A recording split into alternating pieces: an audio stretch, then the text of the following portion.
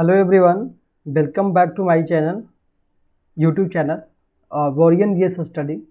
आज से मैं जो भी डिस्कस करूँगा वो मैं हिंदू न्यूज़पेपर का एनालिसिस करने जा रहा हूँ कि पूरे डिटेल जितना भी हिंदू न्यूज़पेपर में जो भी न्यूज़ इम्पोर्टेंट रहेगा वो टोटल डिस्कस करेंगे। जो होगा, मान लीजिए यूपीएससी एग्ज़ाम पर्सपेक्टिव हो, जितने भी एग्ज़ाम पर्सपेक्टिव सब एग्ज़ाम पर्सपेक्टिव से वो डिस्कस करेंगे। ठीक है, मान लीजिए फॉर एग्जांपल जो है यूपीएससी, अगर मान ली हो यूपीएससी एग्ज़ाम हो सकता है, बीपीएससी हो सकता है। ठीक है, जितने भी और अदर जितना कम्पिटिटिव एग्ज़ाम है, ठीक है, और कम्पिटिटिव एग्ज़ाम उसके लिए मैं कम्पिटिटिव एग्ज़ाम सब के लिए जो हुआ ये न्यूज़पेपर का एनालिसिस सबके लिए बेनिफिट होगा।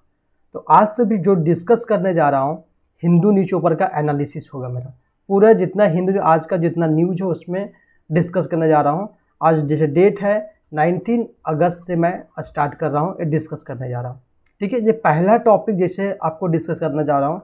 जब पेपर जैसे हिंदू न्यूज़ खोलेंगे तो इसमें सबसे पहला पेज पे अगर ये मिलेगा आपको, ये जगह फास्ट ट्रैक योर पूछेगा। फास्ट ट्रैक देखिए पढ़ना तो नहीं, लेकिन देखिए फास्ट ट्रैक के आगे बता देता हूँ। फास्ट ट्रैक पूछ सकता है कि फास्ट ट्रैक है क्या।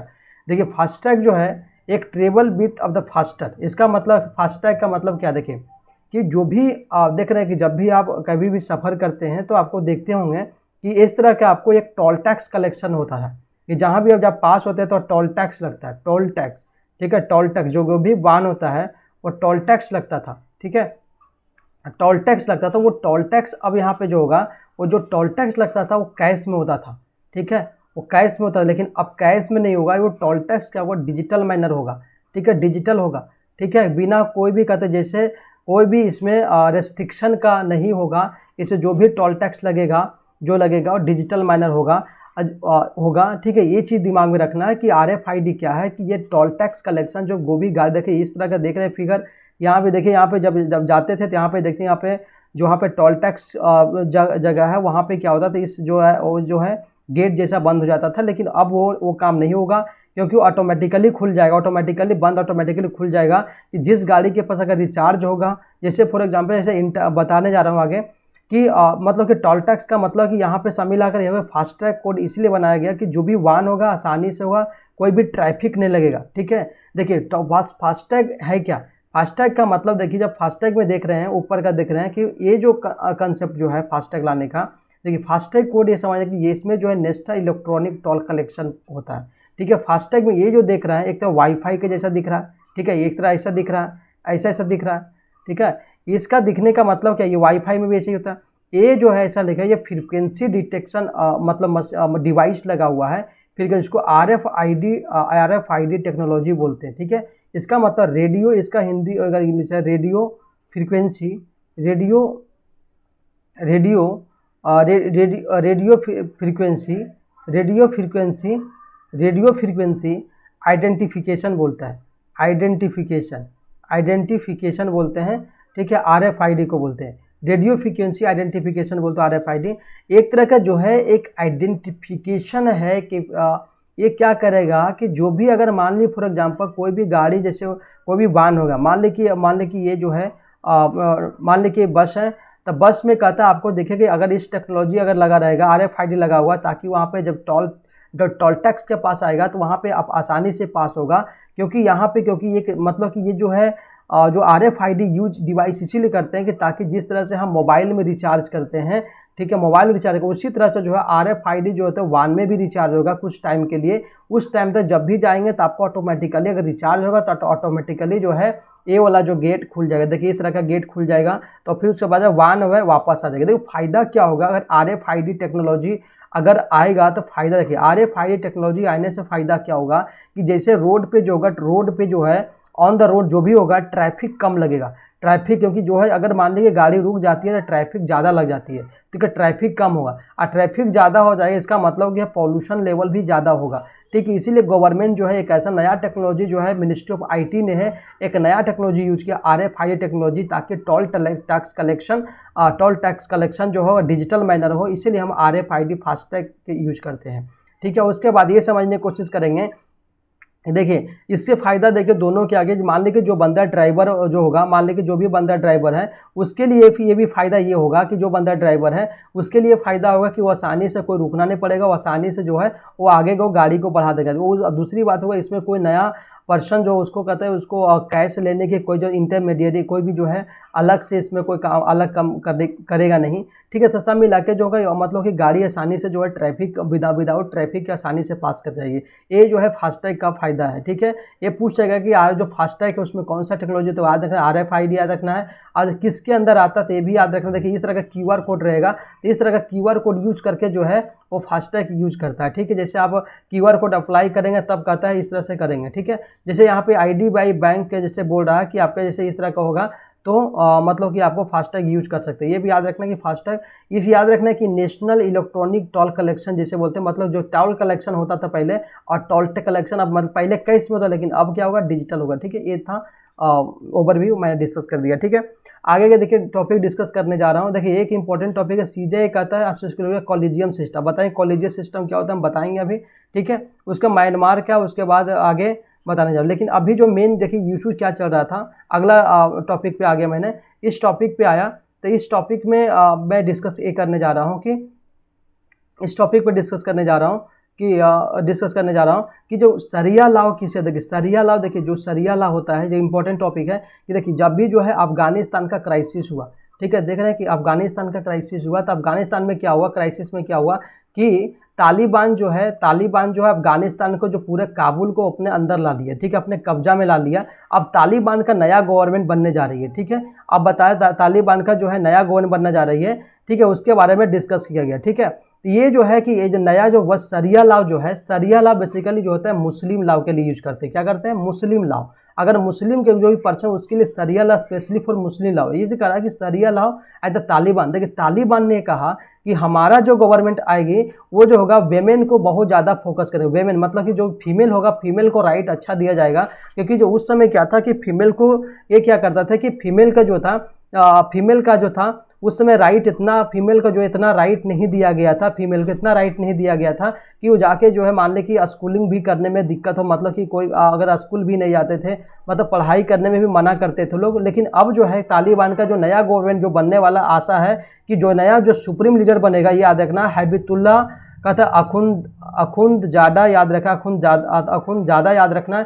ये नया जो है उम्मीद है कि यही बनेगा हैबितुल्ला। जो मेन जो उम्मीद है कि बनने का है अखुंदाजा जो है मेन नया वहाँ का जो प्रेसिडेंट यही बनना, तालिबान का यही बनने वाला। ठीक है, क्योंकि ये जो बताया था मैं 2001 में भी ऐसा घटना हुआ था। उसके बाद जो है ये जो 2020 में सेकेंड बार जो है गवर्नमेंट अपने इस्टाब्लिश करेगा तालिबान। ठीक है, ये मैंने डिस्कस किया। उसके बाद समझने की कोशिश करना है कि ये जो तालिबान का क्राइसिस, मैंने एक वीडियो स्पेशली बनाया, उसमें आप देख सकते हैं जो डिस्कस किया, टोटली हम तालिबान के बारे में डिस्कस किया मैंने। ठीक है, अभी जो क्राइसिस है कि शरिया लॉ, देखिए इसमें क्या है, देखिए ये चाहते हैं कि मुस्लिम ये चाहते हैं कि पहले देखिए वहाँ के लोग क्या करते हैं कि जो भी पर्सन है वो पर्सन क्या करते हैं, यहाँ पे देखते हैं वो ब्लैक कलर के मुस्लिम जो ब्लैक कलर के पहनते उसको बुर्का बोलते हैं, तो इस तरह का यूज करते हैं। ठीक है, इस तरह का यूज करते हैं। लेकिन अब इस तरह का ये जो है इन्होंने कहा है मना नहीं कहा कि ये यूज करेंगे, लेकिन जो है फीमेल का राइट यहाँ पे बहुत ज़्यादा दिया जाएगा। ठीक है, फीमेल का राइट बहुत ज़्यादा दिया जाएगा, मतलब कि जो है जो भी फीमेल होगा या चिल्ड्रेन होगा उसको स्कूल भी भेजने की कोशिश करेंगे, मतलब कि इस तरह कितना राइट दिया जाएगा। ठीक है, इस तरह टॉपिक में डिस्कस किया गया। ठीक है, दूसरा देखिए टॉपिक ये भी जान ले, थोड़ा सा जान लीजिए कि ये जो है, ठीक है, सुनंदा डेथ केस याद रखना कि शशि थरूर की वाइफ, शशि थरूर है ये वाइफ है। ठीक है, यही शशि थरूर के बयान है कि MP है, मेंबर ऑफ पार्लियामेंट के मेंबर भी है। ठीक है, केरला से जो है इन्होंने कहता है वह जीत रखा है। ठीक है, उसके बाद इनके वाइफ है कि इनका जो है बेसिकली सुसाइड केस के रूप में जो है वो उसके बाद डिस्चार्ज किया गया, क्योंकि ये जो बेसिकली सुसाइड केस में ये जो शशि थरूर जो फंसे हुए थे उसको बाहर निकाला गया, मतलब कि वो लाइफ इम्प्रिजनमेंट कम हुआ। ठीक है, उसके बाद इस डिस्कस किया गया इस टॉपिक में। ठीक है, आगे बात बताने जा रहा हूँ, आगे टॉपिक पे आ रहा हूँ मैं। देखिए ये सब सारा इंपॉर्टेंट टॉपिक नहीं है। ठीक है, तो इससे एग्जाम पर्सपेक्टिव से है नहीं, तो सब नहीं पढ़ना दिमाग में। ठीक है, अगला जैसे याद रखना है कि जैसे हरियाणा का स्पोर्ट नर्सरी, देखिए हरियाणा की इसलिए स्पोर्ट नर्सरी की बात किया जा रहा है क्योंकि अभी जो रंजीत चोपड़ा के अभी बारे में, रंजीत चोपड़ा जो है अभी जो गोल्ड जो ओलंपिक्स में जो टोक्यो ओलंपिक्स में देखें कि टोक्यो ओलंपिक्स में, ठीक है, ओलंपिक्स में आप देखे हैं कि टोक्यो ओलंपिक्स में रंजीत चोपड़ा को जो है अभी देखें कि वो जो गोल्ड मेडल मिला है, ठीक है, फर्स्ट इंडिया में जो पहली बार गोल्ड मेडल जीतने वजह वो मतलब कि हिस्टोरिकल एविडेंस क्रिएट किया है कि ये जो है रणजीत चोपड़ा के बारे में। इसीलिए कह रहा है कि हरियाणा के ही क्यों जो है कि नर्सरी से ही कहता है स्पोर्ट्स में क्यों ज़्यादा मतलब कि इंटरेस्ट रखते हैं, इसके बारे में टॉपिक था, ठीक है, ये डिस्कस किया मैंने, ठीक है।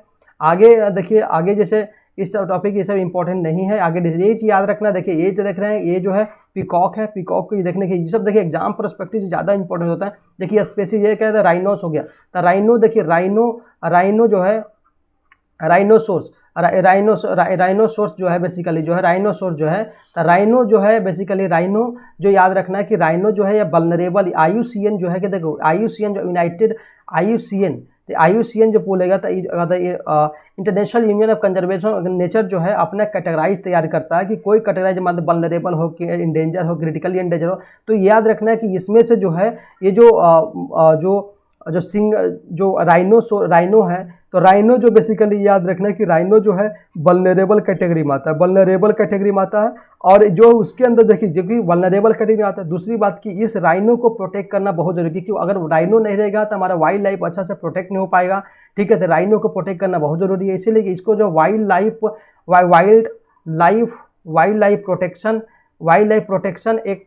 प्रोटेक्शन एक्ट 1972 के जो है शेड्यूल 1 में रखा गया, याद रखना है शेड्यूल ठीक है, शेड्यूल्ड 1 में रखा गया है राइनो को, ठीक है, याद रखा शेड्यूल 1 में रखा गया है राइनो को, याद रखना। अगर पूछेगा तो देखिए ये राइनो जो मैक्सिमम जो राइनो जो पाया जाता है काजीरंगा नेशनल पार्क पाया जाता है, याद रखना काजीरंगा नेशनल पार्क में पाया जाता है, ठीक है,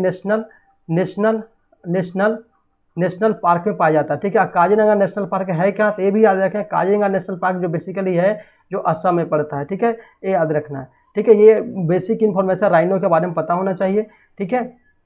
अब आगे टॉपिक डिस्कस करने था कि ये जो बहुत ज़्यादा इंपॉर्टेंट है, ये कैसे action plan on the elimination the single use plastic, बहुत जरूरी है कि सिंगल यूज प्लास्टिक, मान लीजिए पर्सन समझने की कोशिश कीजिए, अगर मान लीजिए पर्सन ये है, ये मार्केट, ये जो है यहाँ मार्केट है, बी है मार्केट यहाँ, ठीक है, एम लिखा मैंने, तो ये अगर पर्सन अगर जाता है मार्केट जाता है, कोई सामान अगर खरीदा, कोई गुड्स जाके खरीदा, देखिए कोई गुड्स खरीदा, लेकिन कोई गुड्स जाके जो है कोई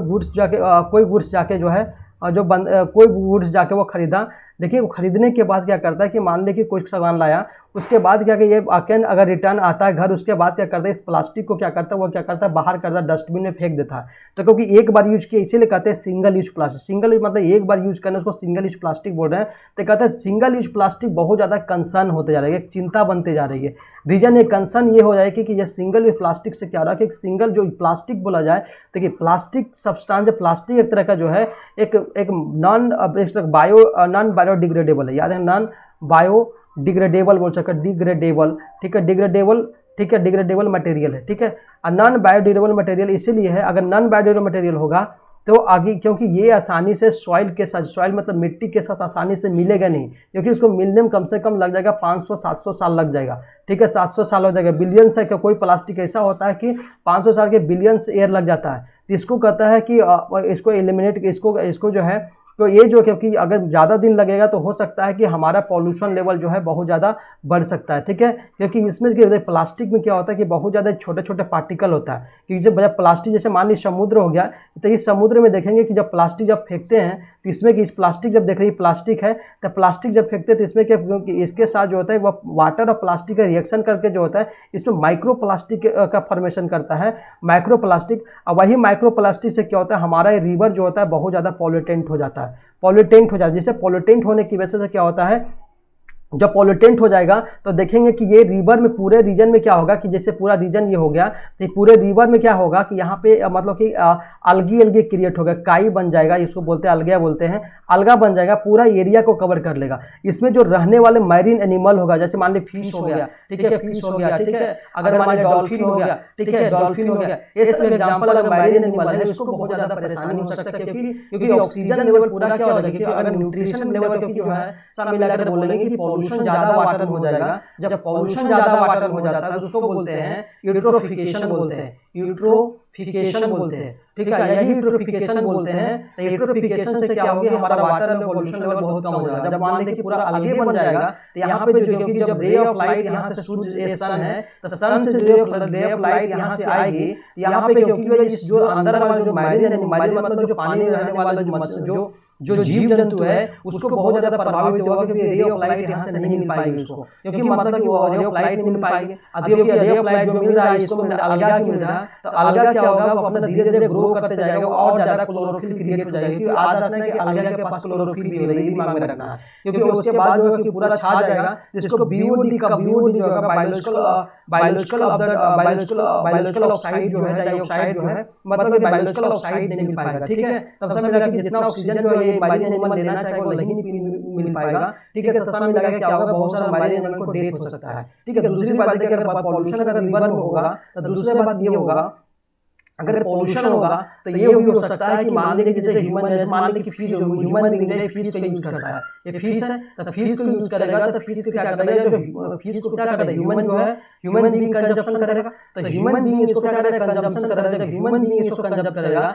इससे क्या होगा कि हो सकता है कि जो ह्यूमन भी अगर मान लीजिए कि पर्सन ह्यूमन बीइंग होगा, इसको मान लीजिए खाता है, इस फिश को खाता है, तो ऐसे में क्या होगा, इसके जो स्टोमक होगा उसमें जो होगा सब मिला जो है बॉडी में जो है बहुत बॉडी में जो है बॉडी उसका बहुत ज्यादा अनहेल्दी हो जाएगा। ठीक है, एज कम्पेयर टू उस समय से। ठीक है, क्योंकि इसमें जो है कि हमारा इसका हेल्थ सिस्टम जो है उसको मतलब ह्यूमन बीइंग के हेल्थ सिस्टम पे इफेक्ट पड़ेगा अगर कोई भी मैरीन एनिमल खाता है तो करना क्या चाहिए। अब ये तो बेसिक बताया मैंने कि क्या है और क्या नहीं, बायोलॉजी से बता दी मैंने। उसके बाद समझना कि ये जो कांसेप्ट दिल्ली गवर्नमेंट ने स्टार्ट किया, दिल्ली गवर्नमेंट ने अप्रूव किया है कि हम जो है प्लास्टिक एलिमिनेशन कर देंगे। देखिए हमारा गवर्नमेंट ऑफ इंडिया का टारगेट है कि प्लास्टिक एलिमिनेशन सब मिलाकर 2022 से 23 तक टारगेट किया गया। सिंगल यूज प्लास्टिक जो है, सिंगल यूज प्लास्टिक का टारगेट है कि सिंगल यूज प्लास्टिक जो है हम खत्म कर देंगे 2022-23 तक टारगेट है, इसका टारगेट है ये खत्म कर देंगे। ठीक है, दूसरे दिल्ली गवर्नमेंट ने कहा कि प्लास्टिक सेग्रीगेशन से क्या कर सकते हैं, तो कहा देखो सेग्रीगेशन करने से क्या मतलब कलेक्ट करना, मतलब एक जगह लाना, सेग्रीगेट कर रिसाइकल करके जो है एक 22 तक हम कहते हैं ताकि जो है उसको सेग्रीगेट करें, रिसाइकल करें। इस तरह का मतलब कि बार बार उसको अगर एक बार यूज करके फिर उसको मतलब इस प्लास्टिक को अगर 2-4 बार 5 बार अगर ला के यूज करें एक ही प्लास्टिक को, ताकि जो है हम प्लास्टिक जो होगा मार्केट में भी कम हो। ठीक है, तो हम करना क्या चाहिए, अब समझ लीजिए करना क्या चाहिए हमको। देखिए आज के समय जो है प्लास्टिक देखो यूजेज भी बहुत ज्यादा है। देखिए प्लास्टिक से क्या होता है, जैसे मान लीजिए रोड बन रहा है, तो रोड बनता है यहाँ पे जो है बहुत ज्यादा प्लास्टिक भी डाला जाता है। ये जानने से क्या होता है, लैंडफिल में बहुत ज्यादा हेल्प करता है। याद रखिए लैंडफिल्स में जो है लैंडफिल्स में बहुत ज्यादा लैंडफिल्स में जो है बहुत ज्यादा हेल्प करेगा, ताकि रोड कंस्ट्रक्शन में बहुत ज्यादा हेल्प करेगा। और दूसरी बात याद रखना कि खत्म कैसे करेंगे, तो दूसरे के प्लास्टिक जैसे हम प्लास्टिक से क्या करेंगे, एक जगह इकट्ठा करके हम वेस्ट टू एनर्जी भी बना सकते हैं। ठीक है, वेस्ट टू एनर्जी। ठीक है, मतलब वेस्ट होगा लेकिन उससे हम एनर्जी भी हम क्रिएट कर सकते हैं, मतलब इलेक्ट्रिसिटी भी हम जनरेट कर सकते हैं। ठीक है, इलेक्ट्रिसिटी भी हम जनरेट कर सकते हैं। ठीक है, इससे फायदा ये होगा।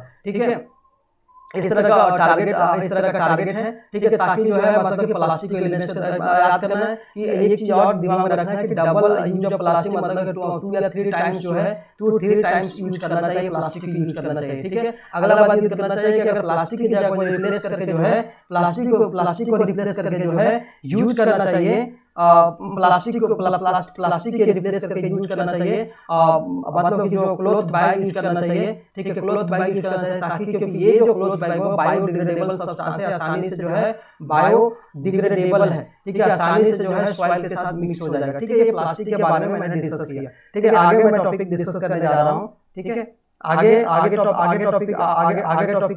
टॉपिक डिस्कस करने जा रहा हूँ। ठीक है, तो आगे टॉपिक क्या है, तो आगे टॉपिक मैं डिस्कस कर रहा हूँ कि देखिए आगे टॉपिक मेरा ये है 1 मिनट। आगे टॉपिक मेरा इंपॉर्टेंट टॉपिक ये है, 1 मिनट। ये सब इंपॉर्टेंट टॉपिक नहीं इसलिए मैं डिस्कस नहीं कर रहा हूँ, क्योंकि इंपॉर्टेंट टॉपिक जो है वही मैं डिस्कस करने की कोशिश कर रहा हूँ, जो इंपॉर्टेंट है वो डिस्कस नहीं कर रहा मैं। अभी ट्यूटोरियल पे आऊँगा, बाद में आऊँगा, पहले मैं बेसिक जो है इन्फॉर्मेशन आपको प्रोवाइड कर देता हूँ। ठीक है, उसके बाद देखिए कॉन्सेप्ट सीख लीजिए कि तालिबान। देखिए अभी बता रहा था कि तालिबान की ये जो फिगर देखिए कि वेमेन का इधर है, ये जो अंदर जो लगा रखा है इसको बोलते हैं बुर्का जो है, ये लगा कर रखा है। इन्होंने कहा कि अलाउ किया है कि इसको लगाना है, लेकिन वो फीमेल का राइट जितना मिलता था अब जो फीमेल देखिए ये गवर्नमेंट तभी ये जो तालिबान जो गवर्नमेंट बन रहे हैं, ये तालिबान का जो गवर्नमेंट नया गवर्नमेंट सेटअप हो रहा है उसमें ये मतलब कि वो घोषणा किया है कि जो है जो भी अगर मान लीजिए फीमेल है उसको राइट इनफ दिया जाएगा। जैसे मान लीजिए जैसे वहाँ के लोग क्या करते हैं अफगानिस्तान में क्या है कि अगर ए पर्सन से अगर मान लीजिए जगह से बी जगह जो है मतलब आप जा नहीं सकता क्योंकि इतना रेस्ट्रिक्शन है वहाँ पे नहीं जा सकता है। तो अब क्या होगा तालिबान कहा कि नहीं ऐसा नहीं होगा कि ओपनली आप जा सकते हैं लेकिन आप वसूल भी जा सकते हैं सब कुछ कर सकते हैं। ठीक है ये सब लिखा गया है। ठीक है देखिए लिखा हो गया कार्ड शब्द कर रहा है। अब दूसरी बात देखिए कोई गवर्नमेंट ऐसा कर रही है मान लीजिए जैसे मान लीजिए इंडिया से मान लीजिए समझने की कोशिश कीजिए कि इंडिया से जैसे इंडिया अगर मान लीजिए अफगानिस्तान है तो अफगानिस्तान इतना अफगानिस्तान ठीक है अफगानिस्तान है तो अफगानिस्तान से इतना ज्यादा क्राइसिस हुआ कि वो इंडिया में जा रहा है चाहे यूएसए में जा रहा है पर्सन लेकिन वहां से भागने की कोशिश कर रहे हैं और यहाँ से मान लीजिए यूके कहीं भी जा रहा है सब भाग रहा है एक्सेट्रा बहुत सारा कंट्री में जा रहा है। तो क्या करेगा यहाँ से क्या किया कि यहाँ से लोग जा रहे हैं तो मतलब कि बेसिकली जब हर कंट्री में जा रहा है क्योंकि यहाँ के लोग बहुत ज्यादा यहाँ पे मान लीजिए एम्प्लॉइज काम करते थे अफगानिस्तान में तो उन लोगों को डर लग रहा है कि तालिबान अगर गवर्नमेंट सेटअप हो गई तो हमको बहुत ज्यादा परेशानी होगा। तभी जो है इन्होंने कहा कि भागने की कोशिश करा तो ये जो है सब अपना अपना कंट्री जो है वीजा पॉलिसी स्टार्ट कर दिया। अगर मान लीजिए अफगानिस्तान से मान लीजिए इंडिया अगर आ रहा है तो कहते हैं उसमें पता कि अभी बताया था कि रिसेंटली हम डिस्कस किया था कि होम मिनिस्टर जो है इंडिया के होम मिनिस्टर जो है उन्होंने क्या किया फास्ट ट्रैक वीजा स्टार्ट किया। फास्ट ट्रैक वीजा मतलब कि उसको वीजा को मतलब कि वो ट्रैक किया जाए इसके लिए कहते हैं इन्होंने कहता है इंडिया चेक करने के लिए हर कंट्री अलग अलग करने को ताकि जो इलीगली जो है वो अफगानिस्तान छोड़ के इंडिया हमारा कि दूसरा पर्सन तो नहीं है इसके लिए कहता है यूज किया। देखिए ये भी और समझने की कोशिश कीजिए कि तालिबान के बारे में कि देखिए अफगानिस्तान जो भी बता दिया मैंने। दूसरा कंसेप्ट देखिए वुमेन के एजुकेशन दिया जाए ये बता दिया मैंने। और तीसरा पॉइंट देखो ये लिखा है इतना परसेंट इतना मोर्टेलिटी रेट कम करेंगे। ठीक है ये सब टारगेट किया गया।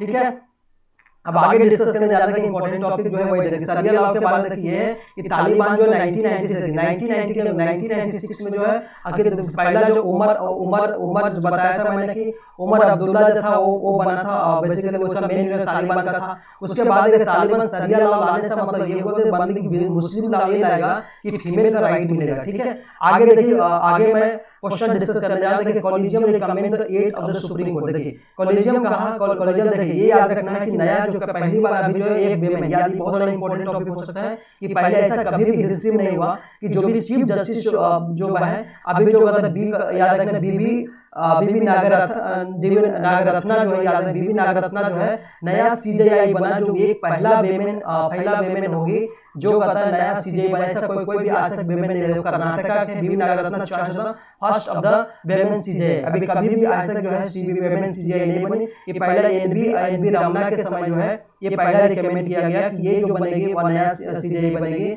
याद रखना बीबी नागरत्ना याद रखना। ठीक है ये बीबी नागरत्ना याद रखना ये है लेफ्ट में है ये बीबी नागरत्ना ये सीजेआई बनेगी। अभी आज तक कभी नहीं था हिस्ट्री में हुआ लेकिन इंडिया में पहला बार हिस्ट्री में जो है वो फीमेल सीजेआई बनने जा रही है। ठीक है अब देखिए कॉलेजियम का मतलब कॉलेजियम सिस्टम देखिए हमारा जज को क्या होगा कॉलेजियम सिस्टम होता है क्या। देखिए कॉलेजियम सिस्टम ये होता है कि जज को जैसे मान लीजिए जो भी जज हो जज को ट्रांसफर करने के लिए अगर मान लीजिए हाई कोर्ट से अगर सुप्रीम कोर्ट में अगर जज को ले जाना है अगर सुप्रीम कोर्ट ले जाना है तो हमको क्या करते हैं कॉलेजियम सिस्टम के थ्रू जाएगा। ट्रांसफर करने के लिए अगर ट्रांसफर करने के लिए हो या तो अगर मान लीजिए अपॉइंटमेंट करने के लिए हो अपॉइंटमेंट अगर करने के लिए हो तो हम कॉलेजियम सिस्टम की यूज करते हैं। ठीक है ये याद रखना है कि अगर मान लीजिए मतलब कॉलेजियम सिस्टम ये यूज करते हैं कि जज को मतलब हाई कोर्ट से करते हैं सुप्रीम कोर्ट में ट्रांसफर कर सकते हैं अपॉइंटमेंट कर सकते हैं। अब जानते हैं कॉलेजियम सिस्टम देखिए कॉलेजियम सिस्टम में सभी लगा याद रखेंगे कि अब जो कॉलेजियम सिस्टम रिकमेंड 8 का जज होगा अब तक होगा सुप्रीम कोर्ट। ये याद रखना कि अब जो होगा अब जो रिकमेंड करेगा 8 जज होगा। लेकिन पहले सीजेआई में क्या होता है कि कॉलेजियम सिस्टम याद रखना कॉलेजियम सिस्टम तो पहले कॉलेजियम सिस्टम में क्या होगा ऑनगोइंग प्रोसेस की बात किया जा रहा है उसमें जो 4 सब मिला के जो होता था उस सब मिला के 4 मेंबर होता था। अब 4 मेंबर में जो 4 जज होता था उसमें से एक जो होता था 1 जो होता था सीजेआई होता था और 3 जो होता था 3 मोस्ट सीनियर मोस्ट जज जो होता था सीनियर मोस्ट जज of supreme court जजेज of supreme court के मेन जज होता था या ऐसा मिला के 4 जज होते थे अब हो गए। ठीक है लेकिन अब जो कह रहा है कि कॉलेजियम रिकमेंड 8 जज फॉर द लेकिन अब जो होगा कॉलेजियम में जो होगा 8 जज होगा याद रखना है। ठीक है उसमें से जो है एक जो है और मतलब कि पहला सीजेआई वो रिकमेंड किया उन्होंने। ठीक है ये मैंने टॉपिक लिखा था कि इसमें कह रहा है 8 1 ऑफ द कहता है उसमें से 8 जज में 1 कहता है लॉयर ऑफ सुप्रीम कोर्ट का। देखिए कर्नाटक ये याद रखेंगे कहां का याद है कर्नाटक का रहने वाला ये याद रखना। ठीक है और आगे कुछ अगर कुछ ऐसा डिस्कस नहीं किया गया, लेकिन इस टॉपिक में करा है कि पहला कहता है स्पेकुलेटिव कॉलिजन किया गया कि सीजे का ओपन कोर्ट डिस्क्लोजर कर दिया, स्पेकुलेटिव रिपोर्ट तैयार किया है। तो उसमें कहा है कि कॉलिजियम के पास अब रिकमेंडेशन है कि 9 सब मिला के रिकमेंड किया 9 जजेज होगा, अपॉइंट के 9 जज अपॉइंटमेंट होगा। लेकिन अभी जो पहले जो था 4 जज था, लेकिन अब जो होगा 8 जजेज होगा, एक होगा सीजे, इधर लगे 9 होगा। ठीक है, ये न्यूज़ था, बहुत इंपॉर्टेंट था, ये क्वेश्चन बहुत ज्यादा कि नया रिकमेंडेशन बहुत इंपॉर्टेंट है कि बीएन नागरत्ना याद रखना कि नया फर्स्ट फीमेल सीजे होगा, दिमाग में रखना। ठीक है, अब आगे उसके बाद मैं डिस्कस करने जा रहा हूँ इस तरह। देखिए ट्राइब्स में ट्रेडिशनल डांस, देखिए कुछ डांस फेस्टिवल जैसे होता है हार्वेस्ट फेस्टिवल में देखने को मिलता है कार्बी एनालॉग। कार्बी एनालॉग क्या होता है याद रखना, कार्बी एनालॉग जो है वो आसाम में पड़ता है, याद रखना। कार्बी एनालॉग एक तरह जो है वो मतलब वो राउंड करके जो है वो डांस करते हैं, तो कार्बी एनालॉग में ये डिस्कस करेंगे। ठीक है, आगे जैसे मैं डिस्कस करने जा रहा हूँ, जैसे मान लीजिए देखिए कंसेप्ट यहाँ human right, national human right commission, ये देखिए नेशनल एनएचआरसी जो national national human right commission है। देखिए ह्यूमन राइट को प्रोटेक्ट करने, जो ह्यूमन है मतलब कि जो भी ह्यूमन है, ह्यूमन के जो भी ह्यूमन बीइंग का जो राइट्स उसको प्रोटेक्ट करने के लिए एक आयोग बनाया गया, उसको बोलते हैं नेशनल ह्यूमन राइट कमीशन बोलते हैं। ठीक है, जितने इसका अभी चेयरमैन, अभी कौन इसका चेयरमैन कर रहा है, तो मैं डिस्कस किया, अपना एक वीडियो था मेरा उसमें बीपीएससी वाला में जो है मैं इस टॉपिक को डिस्कस किया, जाके उस वीडियो में जाके देखिए, इसमें पूरा मिल जाएगा। ठीक है, डिस्क्रिप्शन। ठीक है, आगे देखिए आप समझने को, जैसे अभी जो है अफगान क्राइसिस हुआ तो उसमें जयशंकर कहता है you sort of the US visit. देखिए जयशंकर जब कहता है, जब अभी अफगानिस्तान क्राइसिस हुआ तो ये जयशंकर है, मिनिस्टर ऑफ एक्सटर्नल अफेयर है इंडिया का, ये जो है एंटोनियो गुटेरेस जो है यूनाइटेड नेशन के सेक्रेटरी है। ठीक है, एंटोनियो गुटेरेस, बार बार हम डिस्कस कर रहा हूँ इस चीज को। देखिए ये क्या यूनाइटेड यूएनएससी सिक्योरिटी काउंसिल, देखिए यूएनएससी सिक्योरिटी काउंसिल में बताया था कि पहले समझ लीजिए यूएनएससी में जो है सब मिला के 15 मेंबर है, 15 मेंबर है, याद रखना है। तो उसमें जो 5 जो है परमानेंट मेंबर है, 10 जो है नॉन परमानेंट मेंबर है। मतलब 5 का मतलब अस्थायी मेंबर बोल सकते हैं, अस्थायी बोल सकते हैं, इसमें जो अस्थायी मेंबर बोल सकते हैं। ठीक है, मतलब नॉन परमानेंट मेंबर बोल सकते हैं, नॉन परमानेंट मेंबर है, ये जो है परमानेंट मेंबर है। ठीक है, याद रखना। ये जो 5 जो है उसमें से यूएस है, यूके है, ठीक है, याद रखना है। ठीक है, यूएस, यूके हो गया, रसिया हो गया, फ्रांस हो गया, ठीक है, फ्रांस हो गया, और हो गया चाइना हो गया, याद रखना। और सब जो 5 कंट्री के पास जो है वीटो कंट्री, याद रखना। 5 के टाइम जो है उसके पास वीटो पावर है, मतलब कि इसके पास जो है बहुत ज्यादा वीटो पावर, स्पेशल पावर है। ठीक है, लेकिन नॉन परमानेंट के पास वीटो पावर नहीं, याद रखना। जैसे इंडिया जो है इसका मेंबर नहीं है परमानेंट का, लेकिन नॉन परमानेंट का मेंबर है जो, हाँ अभी रिसेंटली जो है जो नॉन परमानेंट इंडिया जो है नॉन परमानेंट का मेंबर है। रिसेंटली जो है इंडिया जो है इलेक्ट भी हुआ है, 2 ईयर्स के लिए जो है इलेक्ट हुआ है, नॉन परमानेंट मेंबर के लिए इलेक्ट हुआ है। ठीक है, चेयर करेगा, मतलब कि इंडिया चेयर करेगी। ठीक है, उसके बाद याद रखना, ये भी पूछ सकता है क्या इंडिया पहली बार ऐसा कि नहीं, ऐसा बाद और 5-7 बार हो चुका है कि इंडिया जो इलेक्ट नॉन परमानेंट का मेंबर, लेकिन अभी जो है वो जो है परमानेंट मेंबर नहीं बना। लेकिन सबको डिमांड ये है कि यूनाइटेड नेशन सिक्योरिटी काउंसिल में डिमांड है कि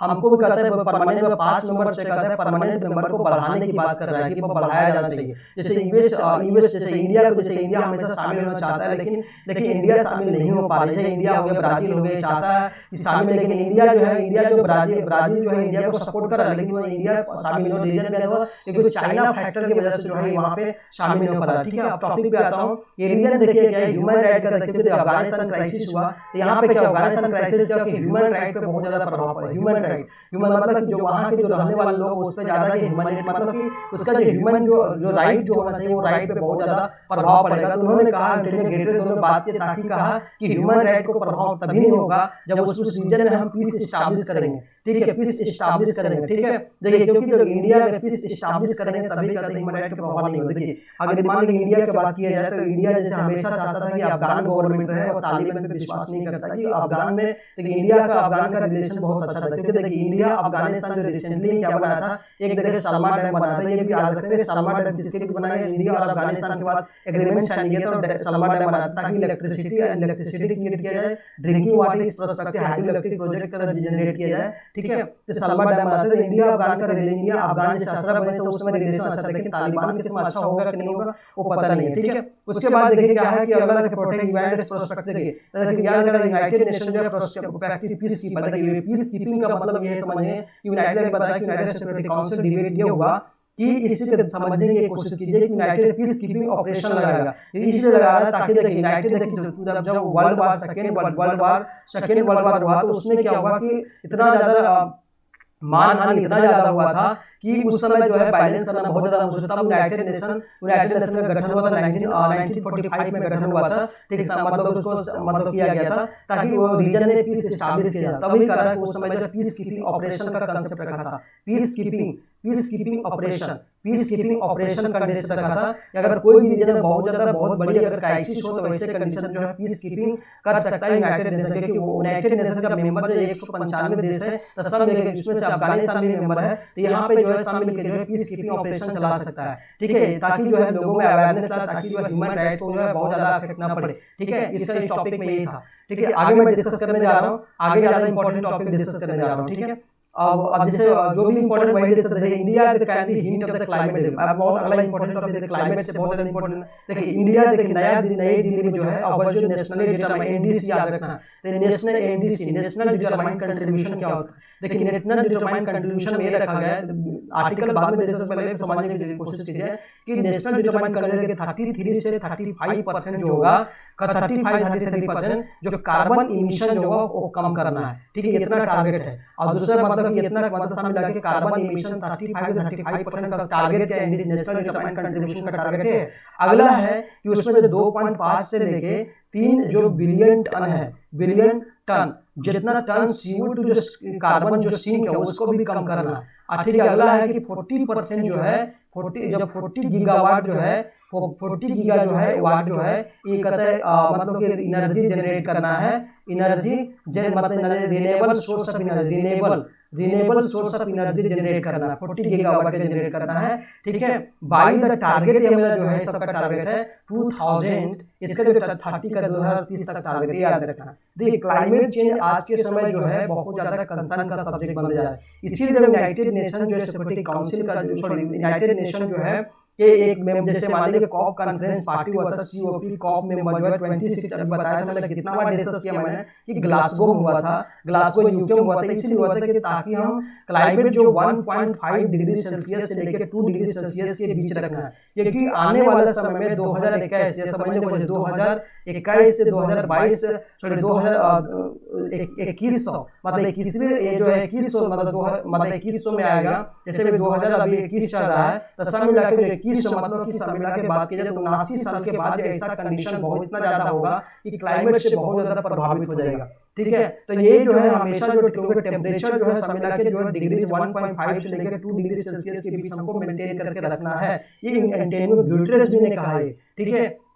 तो कैसे मेंटेन करना है, तब ये सब टारगेट पे फोकस किया गया कि एनडीसी से नेशनलाइज्ड डिटरमाइंड कंट्रीब्यूशन, एनडीसी पे फोकस किया। मैंने ऊपर थोड़ा डिस्कस करने क्या ऑब्जेक्टिव है सब डिस्कस कर दिया मैंने, ठीक है। उसके बाद देखिए टॉपिक है जो अभी रिसेंटली ग्लासगो में हुआ ताकि वो क्लाइमेट इशू पे फोकस किया जा रहा है, ठीक है। दूसरा जैसे मान लीजिए बहुत सारा कंट्री जो है कार्बन न्यूट्रलिटी पे फोकस कर रहे हैं। कार्बन न्यूट्रलिटी होता क्या है, देखिए उसमें ये टारगेट किया गया कि 2050 जितने बहुत सारे कंट्री जो है ये टारगेट रख रहा है कि 2050 तक 2050 से 60 के बीच में जो हमारा कार्बन का न्यूट्रलिटी, कार्बन का कंटेंट जो है बहुत ज्यादा, कार्बन इमिशन बहुत ज्यादा कम करना। हम कम कैसे कर सकते हैं, तो ये टारगेट रहेगा कम हम तभी कर सकते हैं जब हम उसमें जो है फॉरेस्टेशन लगाएंगे। जितना ज्यादा हम फॉरेस्टेशन क्रिएट करेंगे उतना ही ज्यादा कार्बन इमिशन कम होगा, ठीक है। ये टारगेट मेरा इस टॉपिक का है, ठीक है। अब आगे अगर बात किया जाए तो इस तरह का कार्बन न्यूट्रलिटी मतलब ये नहीं कि कार्बन के साथ मिला के कार्बन पूरा खत्म कर देंगे, हाँ इसमें कार्बन की कंटेंट में इमिशन लेवल कम करना है ताकि 1.5 डिग्री से 2 डिग्री सेल्सियस के बीच में टेम्परेचर रहे, उससे ज्यादा ना बढ़े, ठीक है। अब आगे डिस्कस करने जा रहे हैं कि बहुत ज्यादा देखिए मान लीजिए उसमें से बहुत ज्यादा वर्ल्ड बिगेस्ट जैसे मान लीजिए चाइना सबसे ज्यादा इमिटर है, बताया था कि चाइना सबसे ज्यादा मतलब कार्बन इमिशन सबसे ज्यादा, क्योंकि वहाँ पे इंडस्ट्री बहुत ज्यादा है इसलिए इमिट ज्यादा करती है कार्बन इमिशन, ठीक है। जैसे बहुत सारे कार्बन न्यूट्रलिटी पे फोकस कर रही है, तो इसमें नेट जीरो सब मिला के याद रखना, नेट जीरो का मतलब नेट जीरो ये टारगेट रेट रहेगा कि आगे आने नेट जीरो का मतलब ये हुआ कि आगे आने सेंचुरी में 2050-60 तक ये टारगेट रखेंगे कि इतना ज्यादा कम हो, इतना ज्यादा कम टेम्परेचर हो, इतना ज्यादा कम हो ताकि जो हमारे इन्वायरमेंट पे बहुत ज्यादा प्रभाव, क्योंकि रीजन देखिए क्या देखिए अचानक से कभी हीट वेव क्रिएट हो जाता है, हीट वेव आ जाता है, ह्यूमिड कंडीशन हो जाता है, तो ये सब जो होता है हमारे जो है क्लाइमेट क्लाइमेट एक्सेट्रा जो हमारा लाइफ प्रॉपर्टी बहुत ज़्यादा, जैसे साइक्लोन अभी रिसेंटली देखिए, आपके बहुत सारा साइक्लोन देखिए अभी देखिए साइक्लोन कितना ज़्यादा जल्दी क्रिएट हो जाता है। तो रीजन जो है कि टेम्परेचर प्रेशर का डिफरेंस की वजह से साइक्लोन बहुत ज़्यादा क्रिएट होने लगता है। ठीक है, ये सब जो है आगे फ्यूचर में बहुत ज़्यादा परेशानी हो सकता है, इसलिए कहते हैं कि जीरो टारगेट ये क्या, नेट जीरो टारगेट 2060 तक टारगेट याद रखना कि पूछेगा नेट जीरो टारगेट कौन 2060 तक। जैसे उसमें से बहुत सारा कंट्री जो है, उसमें से देखिए उसमें से बहुत सारा कंट्री देखिए, इस तरह का बहुत सारा कंट्री जो बता रहा हूँ मैं, जैसे इसमें से बहुत सारा कंट्री जो इन्होंने ये टारगेट ये रखा है। ठीक है, ये टारगेट रखा है। टारगेट क्या रखा है देखिए यहाँ पे देखिए टारगेट है कि 50 से 60 के 50 इतना रखना है। ठीक है, 50 देखिए सिंगापुर जैसे हो गया, ऑस्ट्रेलिया हो गया। ठीक है, बिकॉज नोट जीरो का टारगेट रखा 50-60 में, सिंगापुर जैसे ऑस्ट्रेलिया एग्जाम्पल। चाइना देखिए, चाइना भी कहता है कंसर्न है कि चाइना के भी टारगेट है कि देखिए चाइना के भी टारगेट यही है कि सब मिलाकर हम कर्व कर, चाइना की टारगेट है कि हम क्योंकि इमिशन सबसे ज़्यादा चाइना से ज़्यादा, कि इंडस्ट्री को उसको लेवल भी कम करने की कोशिश कर रहे हैं। ठीक है, एक अवेयरनेस क्रिएट करने के लिए एक ऑप्शन मिल रहा है। जैसे पेरिस एग्रीमेंट जो बताया था 2015 में साइन किया गया था, मेन गोल ये था कि इंश्योर द इमिशन लेवल को कम करना है। इमिशन मेन कहता है सब मिलाकर कार्बन जो पेरिस एग्रीमेंट भी ऐसे इमिशन लेवल कम करना है। जैसे यहाँ पे रिन्यूएबल सोर्स ऑफ एनर्जी ये बताया कि जीडीपी तक 35 ऊपर डिस्कस किया, 2030 तक टारगेट है। 2005 लेवल जो है हमको carbon emission non fossil fuel से कहता है हम 40% कहता है इलेक्ट्रिसिटी और इलेक्ट्रिक पावर क्रिएट करना है। ठीक है, उसकी इंटरनेशनल इसलिए कहते हैं international finance for the including green, जैसे ग्रीन क्लाइमेट फंड। तो ग्रीन क्लाइमेट फंड के थ्रू जो है जिसमें ये कर रहा है कि ग्रीन क्लाइमेट फंड दे रहा है, green climate fund. Green climate fund से क्या होगा, जो डेवलपिंग कंट्री जो है, डेवलपिंग कंट्री जो होगा ग्रीन क्लाइमेट फंड, और डेवलपिंग कंट्री जो है डेवलप कंट्री देगा, ताकि जो है इस रीजन में जो है जो इमिशन को कैसे हम कर्व कर सके। ठीक है, तो develop country developing country green climate fund देगा। जैसे बताया 2002 से जितना कार्बन CO2 कार्बन इमिशन बताया, यहाँ पे बताया मैंने कि सब मिलाकर जो यहाँ पे बताया कि इतना जो है कार्बन CO2 कम करना भी बताया मैंने, सबका टारगेट मैंने डिस्कस कर दिया इसका। ठीक है, उसके बाद में डिस्कस करने जा रहा हूँ जैसे इसमें क्या करना चाहिए। ये देखिए 80% में हाइड्रो इलेक्ट्रिक और हाइड्रोकार्बन जैसे बहुत ज्यादा जो है, जैसे उसमें बहुत सारा एग्रीमेंट भी साइन किया था उन्होंने, या पहले जैसे टारगेट किया कि कनाडा जैसे जर्मनी जो 25 में COP25 में डिस्कस कर दिया मैंने। जैसे मैं किगाली एग्रीमेंट साइन किया, याद रखना है मॉन्ट्रियल प्रोटोकॉल जैसे है, तो किगाली एग्रीमेंट ये है मॉन्ट्रियल प्रोटोकॉल, ये बेसिकली ओजोन लेयर को कहते हैं बढ़ते हुए कहते हैं जो बेसिकली जो है ओजोन लेयर के लिए प्रोटेक्ट करने के लिए जो है वो किगाली एग्रीमेंट साइन किया था, मॉन्ट्रियल प्रोटोकॉल साइन किया था, ताकि जो 2040 तक वो प्रोटेक्ट किया जा सके। जैसे हाइड्रोफ्लोरोकार्बन जो बेसिकली देखते हैं ओजोन लेयर बहुत ज्यादा रेफ्रिजरेशन से बहुत ज्यादा निकलता है। ठीक है, और कंट्रीब्यूशन उसमें बहुत ज्यादा ग्लोबल वार्मिंग का कंसेप्ट बहुत ज्यादा हो सकता है। ठीक है, global reduction of the CO2 20% करते हैं, तो 2043 तक डिस्कस करेंगे। इस टॉपिक पे नहीं मैं डिस्कस किया। ठीक है, आगे मैं डिस्कस करने जा रहा हूँ, इस टॉपिक के आगे डिस्कस करने जा रहा हूँ। आगे मेरा टॉपिक डिस्कस करने जा रहा हूँ पाम ऑयल के बारे में। देखिए पाम ऑयल बहुत ज्यादा इंपॉर्टेंट कंसेप्ट है कि पाम ऑयल के बारे में ये बहुत से अभी बहुत ज्यादा न्यूज बना है कि पाम ऑयल होता है। पाम ऑयल देखिए क्या होता है ना कि पाम ऑयल को समझिए। देखिए पाम ऑयल जो होता है, पाम ऑयल थोड़ा सा पेन दूसरा ले रहा है, पाम ऑयल। ठीक है, पाम ऑयल। ठीक है, पाम ऑयल क्या होता है, देखिए पाम ऑयल बेसिकली ये होता है, पाम में जैसे वेजिटेबल से लेकर हम देखिए जैसे हम लोग यूज करते हैं घरों में, जैसे यूज करते हैं डोमेस्टिकली क्या यूज करते हैं, जो भी हम मतलब कि जो भी सरसों ये सब का यूज करते हैं, तेल का यूज करते हैं, तो ये वेजिटेबल का वेजिटेबल ऑयल से बनाया जाता है पाम ऑयल। जैसे देख रहे हैं इस वेजिटेबल देख रहे हैं इससे कहता है पाम ऑयल जनरेट किया जाता है। तो कह रहा है कि देखिए इंडिया में जो है पाम ऑयल का जो होता है एक्सपोर्ट ज्यादा होता है। इंडिया में याद रखना है कि इंडिया में जो है पाम ऑयल जो होता है बहुत ज्यादा, पाम ऑयल बहुत ज्यादा एक्सपोर्ट है, क्योंकि इंडिया में इतना ज्यादा इंडिया में पाम ऑयल का प्रोडक्शन और एक्सपोर्ट ज्यादा होता है, मतलब इंपोर्ट ज्यादा होता है। याद रखना इंपोर्ट ज्यादा होता है। याद रखना है कि पाम ऑयल को इंडिया में इंपोर्ट सबसे ज्यादा होता है। याद रखना है कि सबसे ज्यादा इंपोर्ट करने वाला क्या है, याद रखना है मलेशिया है। ठीक है, मलेशिया एंड इंडोनेशिया, याद रखना है इंडोनेशिया ये दोनों जगह से जब सबसे ज्यादा पाम ऑयल आता है। तो ये कंसर्न ये है कि टारगेट ये है कि हम ज्यादा इंपोर्ट ज्यादा करते जा रहे हैं। मतलब इंपोर्ट का मतलब जो है कि एक कंट्री से जो एक कंट्री मान लें कि जब इंडिया है तो इंडिया में जो है बहुत ज्यादा वहां से गुड्स यहाँ ज्यादा आ रहा है। तो इंडिया का टारगेट ये है कि हम अपना जो प्रोडक्शन पाम ऑयल को बढ़ाया जाएगा। इस साल का जो नरेंद्र मोदी का टारगेट है कि इंडिया का डोमेस्टिक प्रोडक्शन, देखो कहाँ लिखा है यहाँ पे डोमेस्टिक प्रोडक्शन को बढ़ाएंगे ताकि हम डिपेंडेंसी जो इंपोर्ट पे जो पाम ऑयल है हम कम करेंगे। ठीक है, ये टारगेट है। तो पाम ऑयल जो है डोमेस्टिकली क्या करेंगे हम रिड्यूस द प्रोडक्शन, क्या करें अगर प्रोडक्शन बढ़ाएंगे तो हम जो कम सब मिला के पाम ऑयल के प्रोडक्शन जो है बढ़ाएंगे, तभी जो इंपोर्ट हम कम कर सकते हैं। क्योंकि इंडिया में देखिए जानने की कोशिश करें, इंडिया का पॉपुलेशन देख रहे हैं कि 135 करोड़ तक पहुंच गया, तो उसमें जितना ज्यादा पॉपुलेशन है उतने ज्यादा डिमांड जो है पाम ऑयल का बढ़ते जा रहा है। पाम इसलिए मोदी जो है टारगेट रखा, नेशनल मिशन तैयार किया, national mission oil palm oil जो भी है उसके लिए 11,440 करोड़ का कदम उन्होंने रकम रखा, ताकि प्रोडक्शन को बढ़ाएंगे। जब तक प्रोडक्शन को भाई किसान भाई जब तक हम मदद नहीं करेंगे तब तक जो है, अगर मान लीजिए बजट जब तक किसान भाई मदद नहीं करें तब तक हम प्रोडक्शन को जब तक बढ़ाएंगे तब तक हमारा जो इंपोर्ट हमारा डिपेंडेंसी कम नहीं होगा। ठीक है, तो सब मिला के मिशन ये है कि इंक्रीज द पाम ऑयल बढ़ाएंगे ताकि एडिशनल 6.5 लाख हेक्टेयर, याद रखना 6 टारगेट ये रखा गया है कि 6 इस मिशन में नेशनल याद रखना है कि नेशनल मिशन को एडिबल ऑयल एंड आयल जो है नमोई याद रखना है, नमोई याद रखना है, NMEO नमोई याद रखना है। इसमें तब तक अचीव नहीं कर पाओगे क्योंकि इसमें टारगेट 6.5 हेक्टेयर पे जो है लैंड को यूज करने वाले हैं, 6.5 हेक्टेयर लैंड यूज करेगी। ठीक है, ताकि जो प्रोडक्शन लेवल हम बढ़ाएंगे। ठीक है, उससे कर इतना लाख उसे 25 से कहता है 26 से 30 से 28 लाख जो है हम कर देंगे, इतना टारगेट है। तो कैबिनेट मीटिंग में यही कहा गया था कि फार्मर को रिस्क देखिए हमारा क्या गवर्नमेंट ताकि इसलिए पैसा दे ताकि वो फार्मर का अगर प्रोडक्शन करेगा तो एक जो है रिस्क जैसा फेस नहीं होगा। ठीक है, मतलब कि गवर्नमेंट जो मदद करेगी, गवर्नमेंट जो है फार्मर को मदद करेगी ताकि फार्म ऑयल के प्रोडक्शन को बढ़ाया जाए। इससे क्या होगा, डिपेंडेंसी कम होगा। देखिए किसी भी कंट्री से दूसरे कंट्री से अगर मान लें कि एक कंट्री दूसरे कंट्री से अगर इंडिया में आता कहीं आता है तो किसी कंट्री को जब करेंट अगर मान लीजिए इंपोर्ट ज्यादा हो रहा है एक्सपोर्ट, इसका मतलब है करेंट अकाउंट डिफिसिट प्रॉब्लम हो सकता है, CAD बोलते हैं, करेंट अकाउंट डिफिसिट कम हो जाएगा, मतलब कि ज्यादा हो जाएगा। करेंट अकाउंट डिफिसिट ज्यादा हमारा उसके इकोनॉमी में बहुत ज्यादा प्रभाव पड़ता है। ठीक है, याद रखना है। ठीक है, जैसे मान लीजिए अंडमान याद रखना है, पाम ऑयल अगर जाना जाए, देखिए पाम ऑयल अगर देखा जाए पाम ऑयल जो है कल्टीवेशन नॉर्थ ईस्ट में सबसे ज्यादा इंडिया में होता है, अंडमान निकोबार में देखा गया सबसे ज्यादा। याद रखना है कि अगर कोई पूछेगा कि यहाँ इंकरेज था ताकि सबसे ज्यादा कल्टीवेशन जो है नॉर्थ ईस्ट में जो है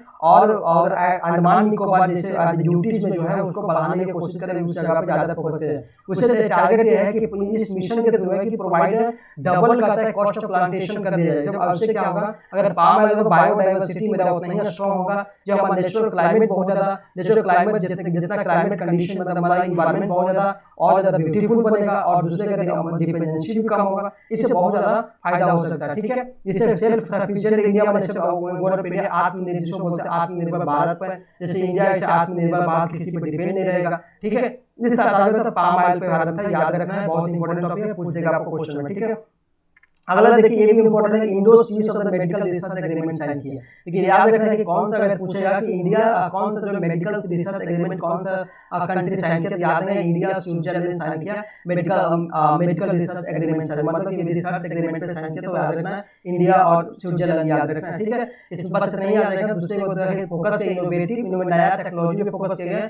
आईसी में इंडियन काउंसिल मेडिकल रिसर्च पे फोकस किया, फंडिंग देगा ताकि जो है रिसर्च को बढ़ावा दिया जाए। इंडिया जैसे मेडिकल फैसिलिटीज वीकनेस का रीजन ये है कि उसका वीकनेस का रीजन यही है कि सब रीजन का वीकनेस का रीजन यही बोल सकते हैं कि उसका जो है सब मिलाकर रिसर्च R&D पे जो है इंडिया जो फोकस ज्यादा नहीं करती है, और लगभग जो है 2.5% का टारगेट है, लेकिन 1.5% उससे भी कम करती है, 0.5% जो कवर करती है। अगर यूएसए का देखा जाए, अगर इटली का देखा जाए, तो ये सब का जो मेडिकल रिसर्च डेवलपमेंट पे ज्यादा फोकस करती है, इसलिए जो सबका जो है मेडिकल इंफ्रास्ट्रक्चर बहुत अच्छा है as compared to India. India को पुअर इंफ्रास्ट्रक्चर में मानते हैं। ठीक है, काउंट आते हैं। ठीक है, उसके बाद डिस्कस करने जा रहा हूँ, आ रहा हूँ बिजनेस पेज पे आ रहा हूँ। ठीक है, अब बिजनेस पेज पे डिस्कस करने जा रहा हूँ। ठीक है, लॉन्ग वीडियो नहीं बना रहा हूँ, लेकिन लॉन्ग हो जा रहा है तो मैं क्या कर सकता हूँ कि पूरा टॉपिक डिस्कस करने जा रहा हूँ मैं। ठीक है, उसके बाद देखिए चाइना पूछ रहा है एक्सपेंसिव इनकम प्रॉस्पेरिटी इंपॉर्टेंट नहीं है। एक चीज देखो ये याद रखना कि इंडिया जो क्लाइमेट बोल देखिए अभी G20 समिट देखिए हुआ था, इसमें भी ये टारगेट ये जो है निर्मला सीतारमण ये कर रही है कि United nation framework convention climate change Paris FCC और कहते हैं यूएनएफसीसीसी प्लस जो है, और अगर देखा जाए तो पेरिस एग्रीमेंट, दोनों जो है मिलकर जो हम क्लाइमेट चेंज को टैकल हम कर सकते हैं, और हम 2005 लेवल का जो है, जो मान लें कि 1.5 डिग्री सेल्सियस टेम्परेचर तक हम मेंटेन कर सकते हैं, ये इनको कहना है। टारगेट तभी हो सकता है तो हम क्या करेंगे कि हम जो फॉसिल फ्यूल हम यूज करते हैं, जो धुआं देने वाला जैसे पेट्रोल डीजल यूज करते हैं, उसको बदलना चाहिए, नॉन फॉसिल फ्यूल की तरफ हमको ट्रांसफॉर्म करना चाहिए। इससे मान लें कि विंड एनर्जी हो गई, इस पर फोकस करना चाहिए, सोलर एनर्जी पे फोकस करना चाहिए, ठीक है, बायोमास बायोगैस पे फोकस करना, बायोगैस पे फोकस करना चाहिए, ठीक है, एक्सेट्रा जो है, जो भी renewable source of energy, hydro electric project पे फोकस करना चाहिए, हाइड्रो इलेक्ट्रिक प्रोजेक्ट पे फोकस करना चाहिए, ठीक है। इससे क्या होगा, हमारा जो है रिन्यूएबल सोर्स ऑफ एनर्जी है, ठीक है, रिन्यूएबल सोर्स ऑफ एनर्जी है, ठीक है, रिन्यूएबल सोर्स ऑफ एनर्जी है, ठीक है, इस पे फोकस करना चाहिए, ठीक है, तभी कहता हम अचीव कर पाएंगे। जैसे इंडिया का टारगेट ये है कि 175 गीगावाट जो है, जो इलेक्ट्रिक सोलर उसमें से जो है 175 गीगावाट जो है renewable source of energy generate करेगा बाय द टारगेट। इंडिया का टारगेट है, जैसे टारगेट है कि बाय टारगेट ये है कि 2000 जो है 2025 तक टारगेट है, लेकिन 2022 तक टारगेट है, 2022 तक टारगेट है, लेकिन 450 गीगावाट रिसेंटली जो है इंडिया गवर्नमेंट जो है 450 गीगावाट जो टारगेट दिया है 2030 तक रखा कि रिन्यूएबल सोर्स ऑफ एनर्जी हम जनरेट करेंगे। अब जैसे मान लीजिए इंडिया जैसे इंटरनेशनल सोलर अलायंस के भी डिस्कस कर लेते हैं, इंटरनेशनल सोलर अलायंस होगा, उस पर जोर दे रहा था कि जो है सोलर एनर्जी पे फोकस किया जाएगा, ठीक है। जैसे मान लीजिए ग्रीन बोझ से देखो सोलर एनर्जी इतना तक ग्रीन इंश्योरेंस बोझ है, ताकि जैसे मान लीजिए अगर पीएम देखिए सबसे ज्यादा अगर देखा जाए, जैसे पीएम को जैसे अगर फार्मर के लिए जो गवर्नमेंट क्या किया, गवर्नमेंट ने यूज किया, पीएम कुसुम योजना लॉन्च किए हैं, पीएम कुसुम योजना, ठीक है, योजना। ये पीएम कुसुम योजना से क्या होगा कि फार्मर जो भी अगर कोई भी इरिगेशन यूज करेगा, इरिगेशन के लिए जो भी फैसिलिटी यूज करेगा वो सोलर पंप के थ्रू यूज करेगा, ठीक है, सोलर पंप के थ्रू यूज करेगा, ठीक है। इस टॉपिक को पूरा मैं डिस्कस कर दिया, ठीक है। एक टॉपिक देखो WTO के बारे में, ये भी डिस्कस कर देता हूँ। तो कुछ टॉपिक देखिए WTO कुछ भी आया है, लेकिन मैं डिटेल डिस्कस करने की कोशिश करता हूँ, ठीक है। जैसे WTO के बारे में डिस्कस कर रहा हूँ, ठीक है।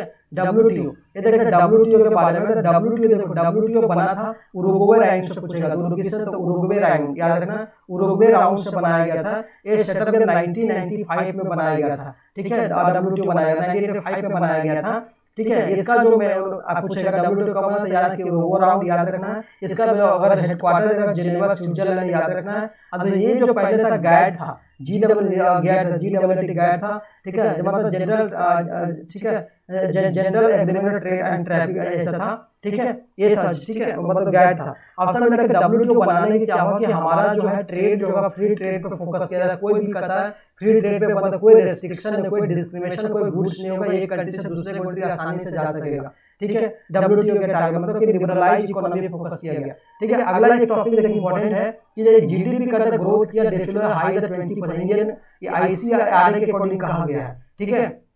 तो इस समय कहता है अप्रैल में कहता है GBA मतलब GBA का मतलब यहाँ हुआ, ठीक है। GBA का मतलब यहाँ पे हुआ ग्रॉस वैल्यू एडेड बोल सकते हैं, ठीक है। ग्रॉस वैल्यू एडेड मतलब कि जो भी प्रोडक्ट मतलब कि वो GBA होगा, मान लीजिए कि अगर A मटेरियल है B मटेरियल है तो वो डिपेंड करेगा उसको, और टैक्स उस पर डिपेंड, उसका GDP उस पर डिपेंड करेगा, कि सब मिला के कि उस पर डिपेंड करेगा कि किस मटेरियल का मतलब कि प्रोडक्शन, किस मटेरियल का प्रोडक्शन और कितना डिमांड ज़्यादा है उस पर जो है उसका ग्रॉस वैल्यू एडेड। तो रिसेंटली अगर 9% से कम देखा गया है, ये तरह का डिस्कस किया गया है, ठीक है। इसमें से कहता है नेक्स्ट अप्रैल याद रखना, अप्रैल जो में GDP जो है बीच में कहता है 20% से कम आया, ठीक है। इस तरह का दिमाग में रखना और इससे कोई एक्स्ट्रा पॉइंट नहीं है, ठीक है। ये HDFC जो है या बैंक जो है वो बाउचर क्रिएट किया ताकि जो है मतलब कि कार्ड, क्रेडिट कार्ड मार्केट के लिए बहुत पूछेगा कि जो रिसेंटली कौन सा कहता है लॉस्ट क्रेडिट के लिए कौन सा बैंक ने कहता है कि मतलब बाउचर शेयर किया, याद रखें HDFC बैंक। अगर ऐसा बेसिक एग्जाम में पूछेगा, UPSC पर्सपेक्टिव से नहीं पूछेगा, हो सकता है BPSC ये सब एग्जाम में हो सकता है, इस सब एग्जाम पूछेगा, या तो मान लीजिए बिहार SI समथिंग जो भी एग्जाम अलग एग्जाम जो भी है,